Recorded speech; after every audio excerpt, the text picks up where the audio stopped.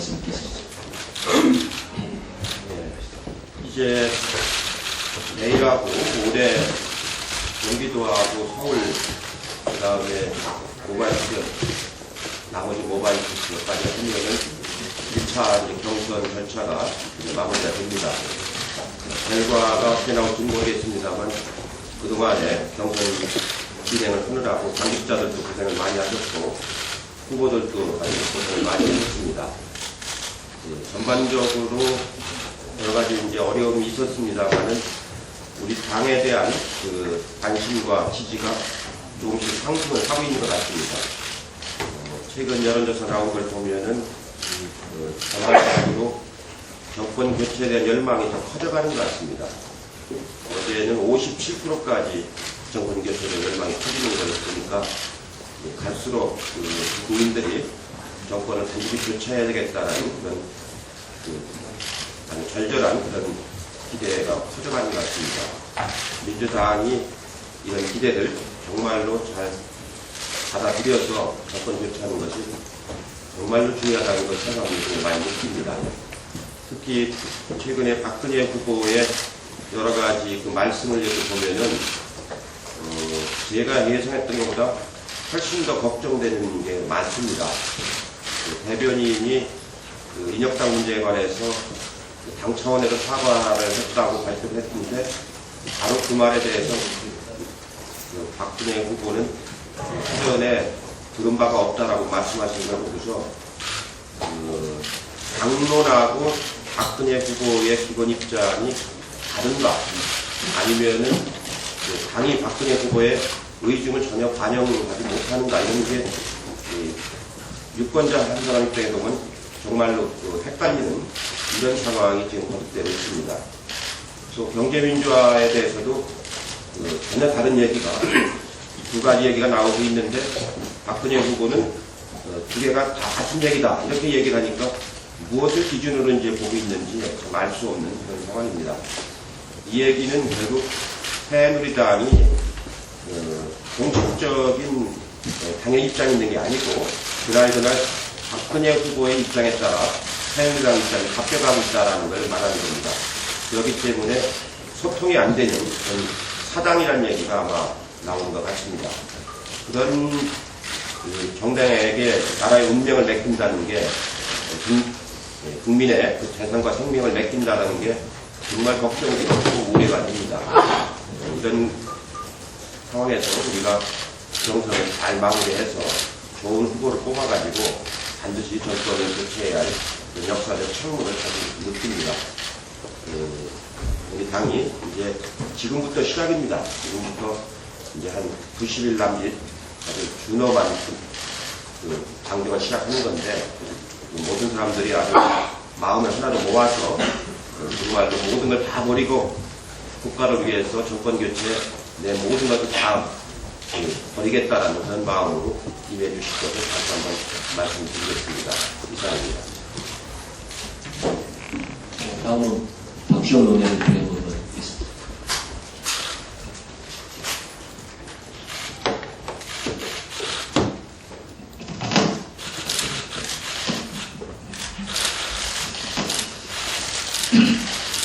아버지의 명예회복을 위해서 대통령이 되려는 사람은 자격이 없습니다.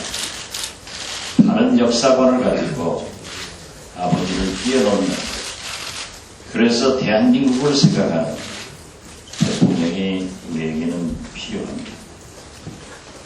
역사를 부인하고 5.16 유신, 인혁당 사과가 앞서도 미화하려고, 그래서 아버지의 명예회복을 꾀한다고 하는 것은 절대 국민이, 역사가 용납할 수 없습니다. 더 나아가서 박근혜 후보께서 인혁당 유가족분들이 동의하시는 찾아뵙겠다. 얼마나 오만방자한 말씀이십니까? 진정으로 사과를 하고 진정으로 역사를 바로잡는 말씀을 한 후에 유족들을 찾아뵙는 것이 순서이지, 아무런 역사 시각을 교잡하지 않고 유족들이 동의하면 찾아뵙겠다 하는 것은 국민을, 역사를 무시하는 행위입니다. 우리 국민은 유신의 정당성을 확신하는 대통령의 재등장은 대한민국을 후퇴시킬 것이기 때문에 어떠한 경우에도 용납하지 않을 것이다 하는 말씀을 드립니다. 민간인 사찰 부분에 대해서 법정에서 여러 증언이 나왔고 대통령께 보고되었다는 구체적 증언도 나왔습니다. 기무사의 민간인 불법 사찰에 대해서 우리 민주당은 2009년도 기무사 민간인 사찰 진상조사위원회를 구성을 해서 원혜영 위원장이 활동을 했습니다. 구체적 증거를 제시했지만은 기무사에서는 오리발을 냈습니다. 그러나 기무사의 불법 사찰 피해를 배상하는 국가를 상대로 낸 손해배상 청구 소송 상고심에서 1억 2,600만 원 배상 판결을 내린 원심을 확정했습니다. 기무사 감찰실은 간부들의 성범죄, 횡령, 탈령, 음주운전 사고 등 이딴 탈법 사실을 적발하고도 은폐, 비호한 의혹이 있습니다. 군 사고가 발생하면 반드시 헌병대에 지체 없이 통보할 의무가 있습니다. 이제 기무사가 민간 사찰한 것을 인정을 하고 대국민 사과를 해야 할 것이며 군의 기강회의를 바로 잡겠다는 선언을 할 필요가 있다는 것을 강조합니다. 이상입니다. 네, 다음은 김한길 차장의 질문입니다.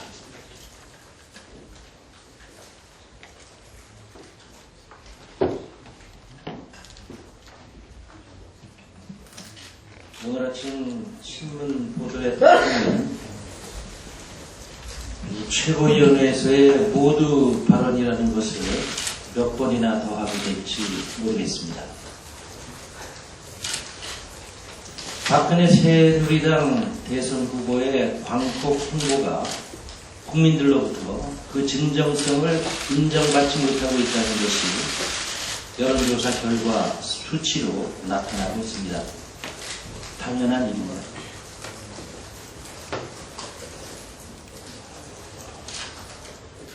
이제 대통령 선거 96일 남았습니다. 이 정권 교체는 다른 모든 것을 압도하는 역사의 명령입니다. 그래서 우리 민주당의 획기적인 변화와 쇄신을 요구하는 당 내외의 목소리가 높아지고 있습니다. 우리가 지나친 낙관론을 경계해야 하는 이유는 그것이 우리가 적당히 쇄신하는 척만 하면 이길 수 있다고 착각하게 만들 수도 있기 때문입니다. 진짜로 변해야 이깁니다. 구태를 벗고 변신하기 위해서 고통을 감수하며 몸부림쳐야 합니다. 9월이 가기 전에 민주당은 자기 쇄신의 단호한 결단을 국민들께 보여드려야 합니다.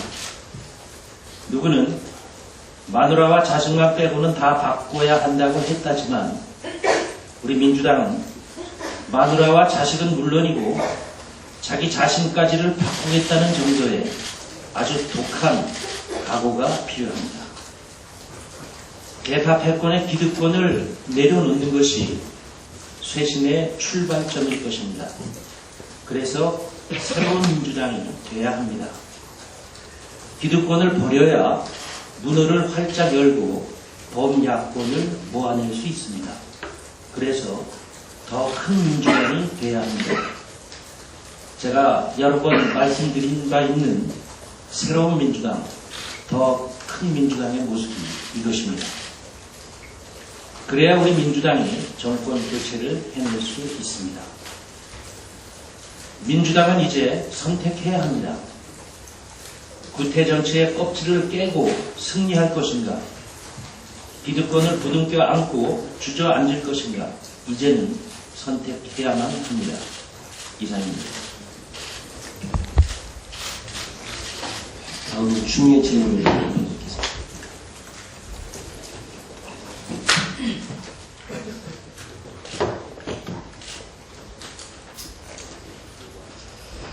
박근혜 후보가 이번에 인용닭 사건을 두고 두 개의 판결이 있었지 않느냐 하는 것은 손석희 진행자의 질문에 대한 얼떨결에 나온 답변이 아니고 이분의 사고 속에 그렇게 각인이 돼서 나온 발언이라는 것입니다. 2007년, 5년 전이죠. 2007년 1월에 이분의 언론 인터뷰를 검색해 보시면 그 당시 인혁당 재건이 재심 판결이 있었고 또 과거사 정리위원회가 사법살인을 했던 판사들의 실명을 공개한 바 있습니다. 그 직후 박근혜 후보의 인터뷰에 응한 답변은 아주 불쾌해하면서 가치 없는 일이다. 지난번도 법에 따라 내린 결정이고 지금도 법으로 결정을 내린 것 아니냐. 코드 맞는 사람끼리 이렇게 하는 것인데 정부가 지금 이렇게 하는 것은 자신에 대한 정치 공세이고 나중에 역사가 이것도 바로잡고 재평가할 것 아니냐. 이렇게 말한 바 있습니다. 그래서 이건 정말 확신에 가득 찬 것이고 그래서 확정 편향 증세다라는 것이죠. 정말 심각한 것입니다. 박근혜 후보에게 묻는 것은 지나간 역사에 대한 시비가 아닙니다. 단순한 역사에 대한 개념도 아닙니다. 많은 분들이 지적했다시피 지도자가 되겠다고 자처하시는 분이 만약에 지도자가 된다면 앞으로 나라를 어떻게 이끌 것이냐 하는 문제가 직결되어 있는 것입니다. 한때 박근혜 후보의 친박계의 최측근이었던 김무성 의원은 박근혜 후보는 10가지 중에 7가지 장점이 있는데 좋은 머리와 서민에 대한 애틋한 마음 이런 것들을 열거하면서 가장 중요한 것은 민주주의에 대한 개념이 없는 것이 가장 문제다라고 한 바가 기억이 나는군요. 바로 그런 문제입니다. 국민이 두려워하는 것도 공포감을 느끼는 것도 그런 문제입니다. 유신에 대한 기억이 단순히 묻어버릴 수 있는 과거의 기억이 아니라는 것입니다. 그냥 아버지에 대한 연좌제 차원에서 딸이니까 책임을 묻자는 것도 아닙니다.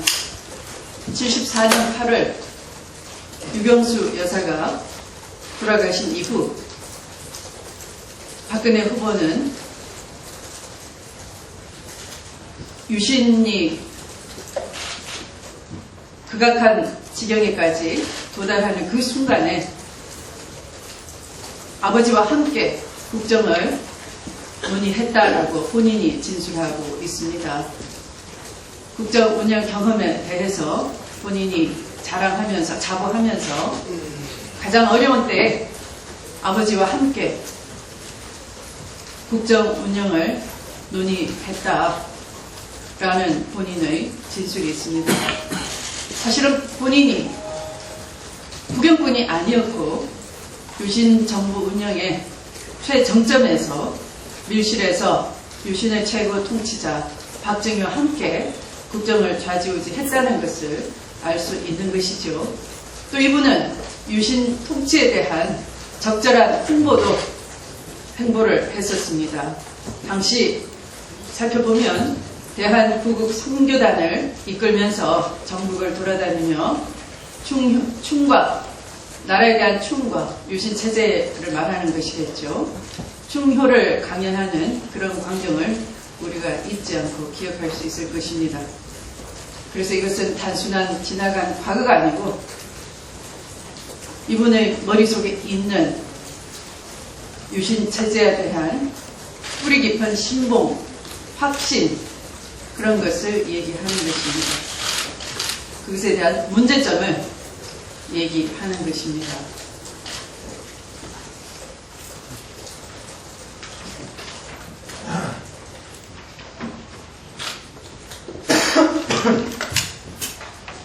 이상 말씀을 마치겠습니다. 다음 강기정 책임입니다. 무지하고 오만한 역사인식을 드러냈던 박근혜 후보가 여론의 싸늘한 반응과 지지율 추락에 맞서 지춘향격으로 역당 유가족들을 만나겠다고 하고 있습니다. 전태일 재단을 찾을 때도 그랬고 봉화마을 참배 때도 늘 그랬듯이 박근혜 후보에게는 만남 그 자체의 이벤트만 있었고 제대로 된 역사관이나 여론관은 없었습니다. 이 사법살인, 세계 최악의 사법살인을 정치 이벤트 도구로 활용하는 이런 생각을 갖는 박근혜 후보는 대한민국의 지도자가 되기에 어렵다. 박근혜 후보의 진정한 사과와 반성을 통한 역사인식의 전환이 정말 절실한 시점에 와 있습니다. 우리 당 장병환 의원이 대정부질이나 또 10일, 11일 연이어 얘기했습니다만 박근혜 조카 부부가 대유 신소재 주식을 매매하는 과정에서 미공개 정보를 위해 40억의 부당이익을 취한 혐의에 대해서 권역세 금감원장이 문제가 없다 이렇게 밝혔는데 장병환 의원의 추가 폭로에 의하면 유사한 유형의 사건 2건에 대해서는 금감원에서 검찰 고발을 하고 이 박근혜 조카 부부의 대유 신소재 주식 부당이익 혐의에 대해서는 조사하지 않는 걸로 나타났습니다. 더 확인해 봐야겠지만 금감원이 박근혜 후보 조카 부부만 명백히 봐주는 것으로 보입니다. 지난 10일날 이 문제가 터졌을 때 새누리당은 이 비리 의혹 당사자인 대유 신소재 측에 전화를 해서 확인하니까 아무 문제가 없다 이렇게 이제 확인하고 발표를 했는데 이것은 지난 박근혜 후보가 서양이 부부 저축은행 관련 때 박지만 동생이 아무 문제 없지 않았냐라고 했을 때 아무 문제 없던 걸로 했던 거하고 똑같은 방식입니다. 박근혜 친인척이 무슨 취해복권도 아닐진데 기본적인 조사도 없고 최소한 확인도 없는 것이 매우 안타깝습니다. 이 대유 신소재 박근혜 조카 부부는 박근혜 후보에게 6,600만 원이라는 후원금을 냈던 그 부부이기도 합니다. 후원자들이기도 합니다.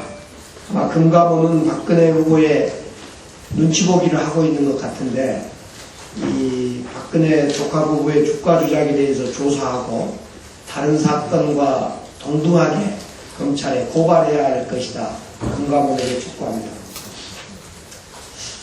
그동안 우리 민주당은 야권 연대를 통해서 희망을 보았고 정권교체의 꿈을 키워왔는데 그 한 축이었던 통합진보당이 자기 혁신을 이루지 못하고 끝내 분당과 탈당으로 끝을 맺었습니다. 정권교체를 함께 이루어야 할 우리 민주당으로서는 안타까울 일입니다. 실제로는 늦었지만은 그동안의 통합진보당과 야권연대는 이제 끝난 것입니다. 더 나아가서 그동안의 야권연대에 대해서 긍정과 부정이 있었기 때문에 진지한 재평가를 해야 될 때가 온 것이고 새로운 연대 방향을 세워야 할 때가 된 것입니다. 정권 창출을 위해서 더 크고 더 넓은 연대가 정립되어야 할 것입니다. 그러기 위해서 민주당은 쇄신하고 소통하는 일로 그리고 새누리당의 집권 연장을 반대하는 세력은 새로운 연대를 모색하는 걸로 모두 힘을 합치할 때가 왔습니다. 이상입니다. 네, 다음은 이종근 최고위원님. 예, 최근에 일어났던 일들을 한번 살펴볼 필요가 있습니다. 장준하 선생의 타살 의혹 사건입니다.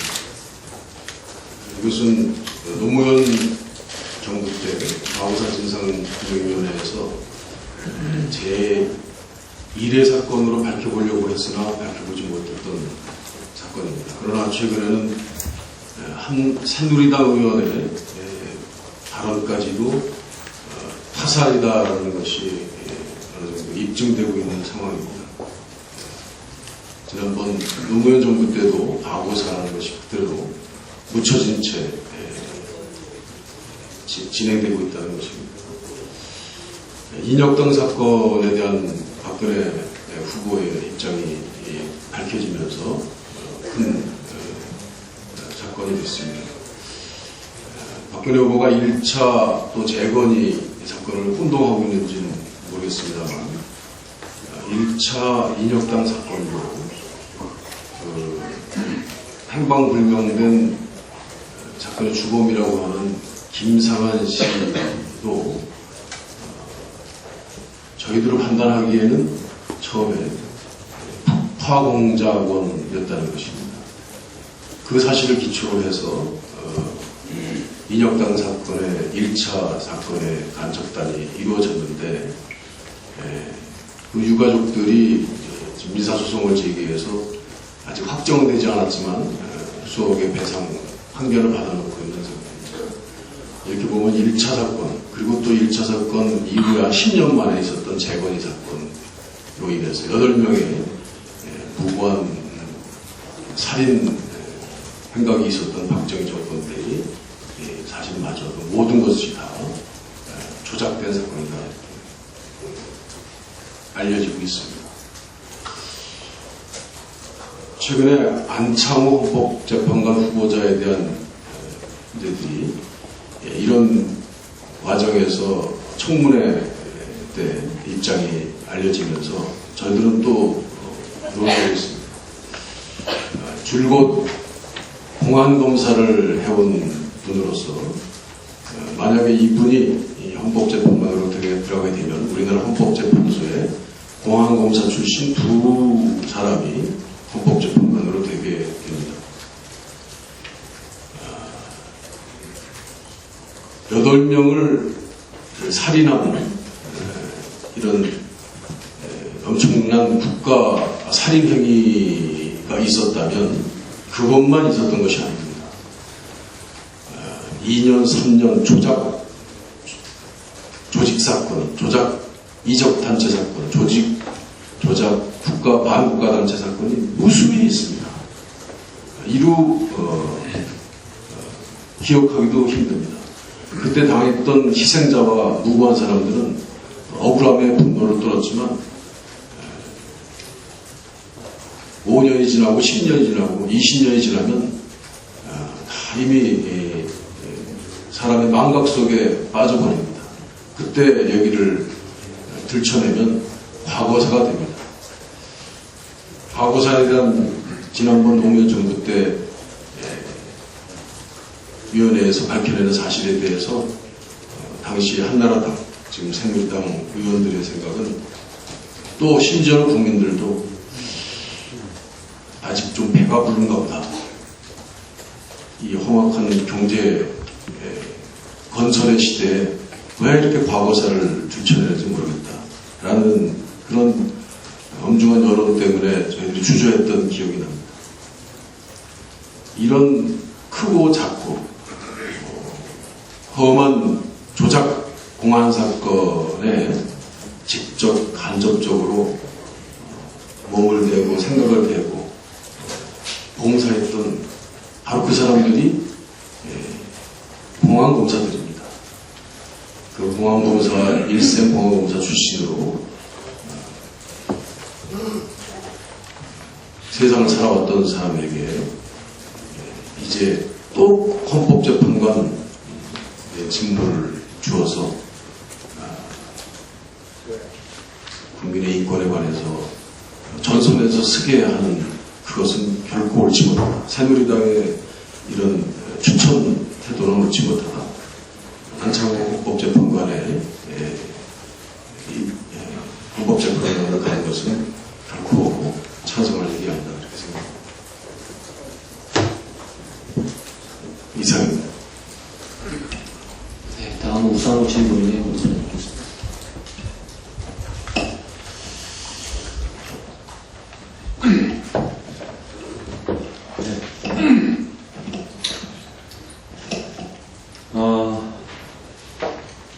최근에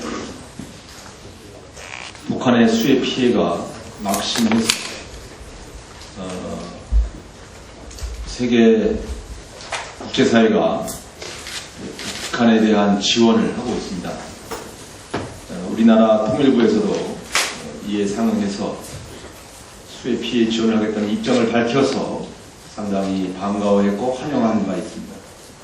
최종적으로 북한이 남측의 수해 피해 지원을 거부했습니다. 그 거부 사유를 보면 우리가 거짓이냐는 것입니다. 2011년도 수해 피해 때도 우리 쪽에서 북한에 지원하겠다는 품목이 초코파이가 들어가 있어갖고 북쪽이 우리가 초코파이 나와도 먹는 그런 것이 나라냐 하는 반발을 사서 무산된 바 있습니다. 모처럼 수해 피해에 대한 인도적 지원을 통해서 남북관계가 풀릴 수 있는 절호의 기회였는데 우리 남측에서 제시한 물품 품목이 2011년도에 제시한 품목과 다를 바 없어서 다시 북한의 자존심을 건드려서 다시 남북 간의 긴장을 완화하고 평화로 갈 수 있는 대화의 창구가 다시 막히고 말았습니다. 참으로 어이없는 일입니다. 한 번 그런 일이 있었는데 이번에 또 똑같은 일을 반복하는 것은 남측이 북한에 대한 대화의 의지 그리고 지원의 순수성이 약하다고 오해를 받을 만했다고 봅니다. 수해 피해가 난 지 벌써 한 달이 지났는데 이제 컵라면을 줘서 무엇을 하겠다는 것입니다. 실질적으로 그 수해 피해자들이 절박하게 필요로 하는 물품들을 제공했을 때 지원의 진정성이 확인되는 거 아니겠습니까? 지금이라도 이명박 정권과 통일부는 북한이 절실하게 피해 복구에 필요한 물품과 장비들을 제공하겠다고 하는 진정성을 보여야만 남북 간의 대화 창구가 다시 열릴 것이라는 점을 다시 한번 충고하고자 합니다.